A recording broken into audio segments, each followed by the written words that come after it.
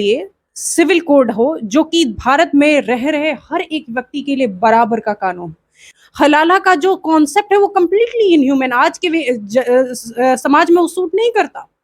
Triple तलाक religious practice के तहत वो क्लेम किया गया कि हमारे धर्म पे आघात है, ये है, वो है, और कई लोग उसके विरोध के, उस जजमेंट के विरोध में आए।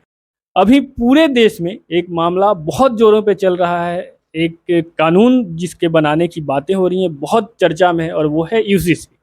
सबसे पहले तो मैं अपने दर्शकों के लिए चाहूँगा कि आप चूंकि एडवोकेट हैं तो बताएं कि यूसीसी है क्या, और आप यूसीसी के पक्ष में हैं या उसके खिलाफ हैं। यूसीसी क्या है? यूनिफॉर्म सिविल कोड इसका फुल फॉर्म होता है। एक ऐसा समान संहिता सबके लिए सिविल कोड हो जो कि भारत में रह रहे हर एक व्यक्ति के लिए बराबर का कानून।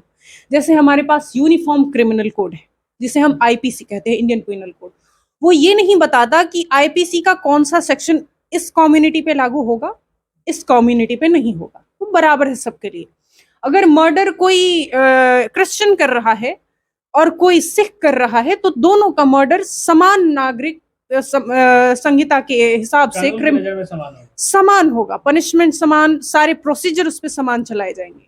मगर जब बात सिविल कोड की आती है, सिविल मैटर्स की आती है, सिविल मैटर में क्या क्या आते हैं? सिविल मैटर में जमीनी विवाद आ गए, सिविल मैटर में पार्टीशंस हो गए, सक्सेशंस हो गए, डिवोर्स पिटिशंस हो गए, शादियां हो गई डिफरेंट कल्चर की, डिफरेंट रिलीजन की। ये सारे सिविल मैटर्स के मुद्दे होते हैं। एग्जैक्टली।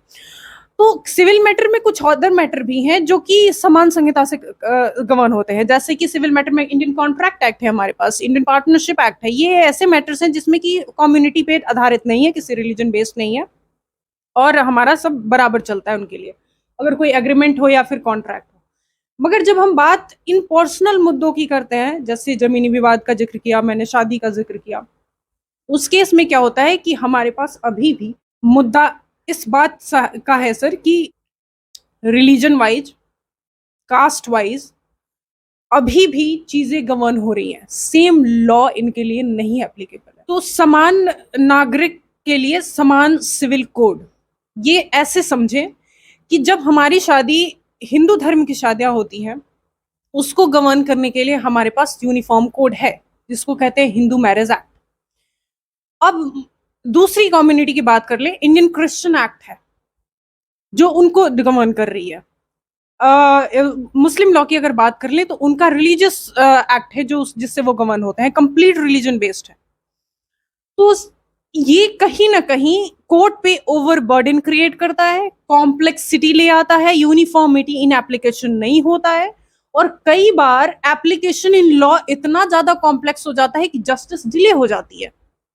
और इन सबको देखिए कि इतनी इसमें हम जनरल लैंग्वेज की बात करें तो भसड़ मची हुई है कि अगर आप दो धर्मों की शादी होती है, अलग दो धर्म के अलग अलग व्यक्ति की शादी हो रही है, तो उसके लिए स्पेशल मैरिज एक्ट है जिसपे वो जिसके तहत वो शादी कर सकते हैं। तो ये इतना जो क्योस है, इसको अगर नॉर्मलाइज किया जा सकता है तो यूसीसी से ही किया जा सकता है। यूनिफॉर्म ऐसा कोड आ जाए जिससे हर इस देश का हर नागरिक गवर्न हो। अब आपने कहा कि आप इसके पक्ष में हैं या फिर खिलाफ हैं। मैं लॉ की स्टूडेंट हूं, मैं हर वो चीज, आज के वक्त में 4 करोड़ से भी ज्यादा ऑल ओवर इंडिया में केसेस पेंडिंग है। इनमें अगर देखकर चले सर तो 30% भी तो सिविल मैटर्स होंगे।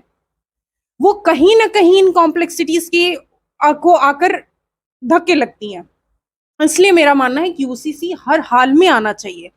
ये तभी आ जाता जब संविधान बनाया जा रहा था, उस वक्त ही इस कंडीशन थे, क्योंकि आर्टिकल 44 ऑफ इंडियन कॉन्स्टिट्यूशन अगर आप पढ़े तो वहां यूनिफॉर्म सिविल कोड की बात करी गई है। मुद्दा यहां फंसता है कि वो डीपीएसपी है, directive principles of state policy है, जिसे आप इन्फोर्स नहीं करा सकते। इन्फोर्स कराने के लिए आपको लॉ के तहत आना होगा, पहले पार्लियामेंट लॉ इनैक्ट करेगी तभी वो इन्फोर्स हो पाएगा। तो उस वक्त ही कहीं ना कहीं लॉ मेकर्स का, कॉन्स्टिट्यूशन मेकर का माइंड रहा था ना कि हम यूनिफॉर्म कर दें इन सारी चीजों को। तो अब तक वो नहीं हो पाया, 70-75 साल हो गए, नहीं हो पाया, लेकिन अब हो जाना चाहिए, क्योंकि हमें कहीं ना कहीं धर्म से ऊपर उन सारे मानवीय मुद्दों को आंकना चाहिए। क्योंकि एक कम्युनिटी की औरत को एब्सोल्यूट राइट मिलता है प्रॉपर्टी में, in fact to buy and to dispose of that property, दूसरी कम्युनिटी की औरत को नहीं है। और उसे मिलता भी तब है जब सारे मर्दों को सरपास कर दिया जाए, तब जाकर 1/3 1/6 ऐसे मिलता है। तो मैं इस वजह से चाहती हूँ, क्योंकि भारत में हिंदू कोड बिल की अगर बात करें तो हिंदू सक्सेशन एक्ट अगर आप देखेंगे तो उसमें अमेंडमेंट करके औरतों को को पार्टनर बनाया गया, complete absolute right to have property दी गई। हमारे पास ऐसे 9 ग्राउंड्स हैं जिसको औरतें अवेल करते हुए डिवोर्स ले सकती हैं। अब आप दूसरी कम्युनिटी की बात करें तो इतनी इनह्यूमन तरीके से डिवोर्स के प्रोविजंस हैं। आज हम मॉडर्न वर्ल्ड की बात करते हैं, हर जगह ह्यूमन राइट एक्टिव है। आईसीसीपीआर की बात करते हैं जो कि कन्वेंशन है जिसका भारत सिग्नेटरी रहा है, और आईसीएससीआर की बात करते हैं वो जो कि हर फंडामेंटल ह्यूमन राइट की बात करता है, उनको इन्फोर्स कराने की बात करता है। कहीं ना कहीं यूसीसी नहीं होने से वो फंडामेंटल राइट वायलेट हो रहे हैं, और लोगों को समझना होगा और रिलीजन के दायरे से बाहर आकर समझना होगा।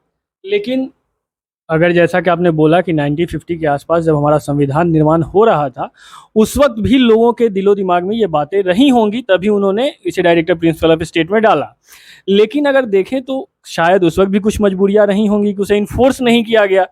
आज भी देखें तो जो विरोधी हैं यूसीसी के, उनका सीधे सीधे कहना है कि इंडिया एक डाइवर्स कंट्री है, और ये सीधे सीधे जो भारत की सरकार है अभी बीजेपी की सरकार, वो उनके अधिकार क्षेत्र में उनके धार्मिक जो मान्यताएं हैं उस पर हमला कर रही है। इसका यूसीसी और कानून और किसी की भलाई से कोई लेना देना नहीं। बहुत अच्छा सवाल आपने किया। इस पे ये जो कंफ्यूजन है वो कंफ्यूजन लाजमी है। किसी को डर होगा, जब हिंदू कोड बिल लाया जा रहा था 1955 के दौरान, उस वक्त भारत में हिंदुओं ने तबाही मचा रखी थी, ये विदित है। क्योंकि और यही कारण था कि बी आर अम्बेडकर को अपना पद छोड़ना पड़ा था। वही दशा आज दूसरे कम्युनिटी के अंदर उमड़ रही है, वो तूफान उमड़ रहा है। तो यहाँ रिस्पॉन्सिबल किसको होना पड़ेगा? एडमिनिस्ट्रेशन को, एग्जीक्यूटिव को। वो क्लियर कर दे अपनी स्टैंड ना। पहली बात तो आप राजनीतिक रैली में जाकर ऐसी बात कहते हो, क्या यूसीसी नहीं चाहिए? वो चीज आप कह के एक हवा तो चला देते हैं, मगर आप फिर बाद में क्लियर नहीं करते, क्योंकि ना उस पे कोई अभी ड्राफ्टिंग बैठी है, ना कोई कमिटी बैठी है, नहीं ऐसा अनुमान है कि मॉनसून सेशन में आएगा, नहीं आएगा, 100% श्योर है।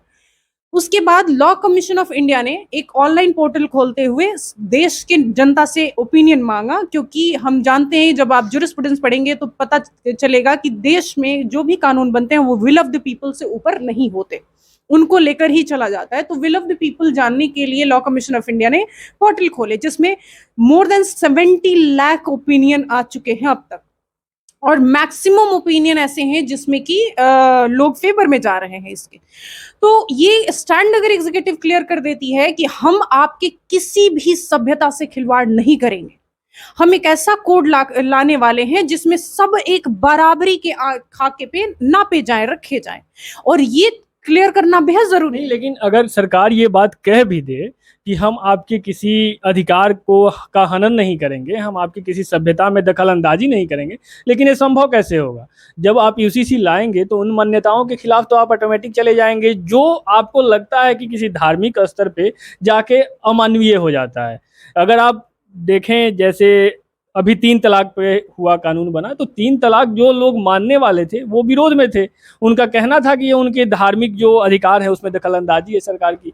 तो ये विरोधाभास तो हमेशा बना ही रहेगा, सरकार कुछ भी कह ले। बिल्कुल सही बात है। इसके लिए आपको थोड़ा सा डीप समझना होगा। क्या समझना होगा कि जो कस्टमरी प्रैक्टिसेस हैं या रिलीजियस प्रैक्टिसेस है वो कभी इनह्यूमन नहीं हो सकती, पब्लिक पॉलिसी के खिलाफ नहीं हो सकती, इमोरल नहीं हो सकती। आपको उसके खाके में उतरना पड़ेगा, वरना सती प्रथा आज भी जायज ठहरी होती, विडोरी मैरिज आज भी नहीं हो पाता। तो यहां समझना पड़ेगा, ट्रिपल तलाक का जो वे है दैट वाज कंप्लीटली इनह्यूमन। हलाला का जो कॉन्सेप्ट है वो कंप्लीटली इनह्यूमन, आज के समाज में वो सूट नहीं करता। तो you have to be conscious ना कि what is better for the betterment of the human society और what is not. If you are practicing any kind of religious activity which is inhuman, immoral, and coming from since thousands of years, now you are saying that it's attack over religious practice, it's attack over our freedom of religion. It could not be justified. Freedom of religion is subject to be curtailed or a subject of the restrictions which is based on public health, morality, and subject to other fundamental rights. तो part 3 अगर आप भारतीय संविधान का पढ़ेंगे, But what about the people who do not understand that the religious matter is not above the humanity? Exactly तो ये आपको समझाना ये है कि सरकार आगे आए, एडमिनिस्ट्रेशन आगे आए, हर जिले में डिस्ट्रिक्ट मजिस्ट्रेट्स हैं, किस बात के पढ़े लिखे लोग हैं, ये किस बात की पब्लिक पॉलिसी बनाने की बात करते हैं। ये पीपल को कॉन्फिडेंस मिले, आए और बताएं कि हम आपकी डाइवर्सिटी से कोई खिलवाड़ नहीं करेंगे, और अगर होगा भी तो उन अमानवीय चीजों को हटाया जाएगा जो कहीं ना कहीं समाज के एक वर्ग को पीछे कर रही है। ये बात क्लियर करनी बहुत जरूरी है। और कोई right to religion is not above the fundamental right that is right to life. अगर मैं अपने दर्शकों के लिए सरल शब्दों में कहूं तो आकांक्षा राय जी ये कहना चाह रही हैं कि सबसे पहले तो सरकार इसे राजनीतिक मुद्दा ना बनाए, जो भ्रम फैल रहे हैं उसे निपटाने की कोशिश करे, और साथ ही साथ अगर ज़रूरत हो जो अमानवीय प्रथाएं हैं उनके खिलाफ कठोर कदम उठाते हुए इसे लागू करें। बिल्कुल, और यही हुआ ट्रिपल तलाक के केस में। ट्रिपल तलाक रिलीजियस प्रैक्टिस के तहत वो क्लेम किया गया कि हमारे धर्म पे आघात है, ये है, वो है, और कई लोग उसके विरोध के, उस जजमेंट के विरोध में आए, उस लेजिस्लेशन के विरोध में आए। सर आप 1985 का दौर याद कीजिए, राजीव गांधी की सरकार के वक्त जब मुस्लिम प्रोटेक्शन ऑफ डिवोर्स लॉज लाए गए, उस वक्त क्या हुआ था, जब साहबानों का केस आया और उस वक्त उन्होंने मेंटेनेंस अलाउ कर दिया सुप्रीम कोर्ट ने कि 2 साल तक का मेंटेनेंस। एग्जैक्टली और आप वो सोचे कि संसद में लाकर उसको बिल और जजमेंट को पलट दिया गया था, लेकिन बाद में फिर से सुप्रीम कोर्ट ने ये माना। तो आज मेंटेनेंस का अधिकार, अगर मेरी फॉर एग्जांपल अगर आप इलस्ट्रेटिवली समझे तो मेरी शादी होती है, कल को मेरा डिवोर्स अगर फाइल होता है, और डिवोर्स के लिए अगर हम मूव करते हैं, थैंक गॉड मेरी शादी भी हुई नहीं है, मगर फिर भी अगर होती है और डिवोर्स के लिए मैं जाती हूँ, तो I can claim maintenance equally to sustain my life, और court is bound to grant maintenance either permanently और इन और whatever the basis. So इसमें मेंटेनेंस ऐसा नहीं है कि आप 2 साल के लिए ही सीमित हो, नहीं, आपको अगर कोर्ट को लगता है, कोर्ट सेटिस्फाई है कि that girl is not that much capable to maintain herself, then she can provide, that court can provide me maintenance till my entire life. और ये मेंटेनेंस सिर्फ और सिर्फ हमें ऐसा नहीं है कि सिर्फ खाने पीने या इसके लिए नहीं, अगर हस्बैंड कैपेबल नहीं है तो हस्बैंड की फैमिली बाउंड होगी मुझे ये मेंटेन करने के लिए, vice versa for me also. तो आप जरा सोचे कि ये अधिकार क्या उनके लिए, समाज की दूसरी औरत के लिए नहीं चाहिए? बिल्कुल चाहिए। यहाँ हमें डिफरेंस समझना होगा। मुझे लगता है कि हमारे दर्शक इन बातों को बहुत अच्छे से समझ गए होंगे, कानूनी रूप से भी और सामाजिक रूप से भी।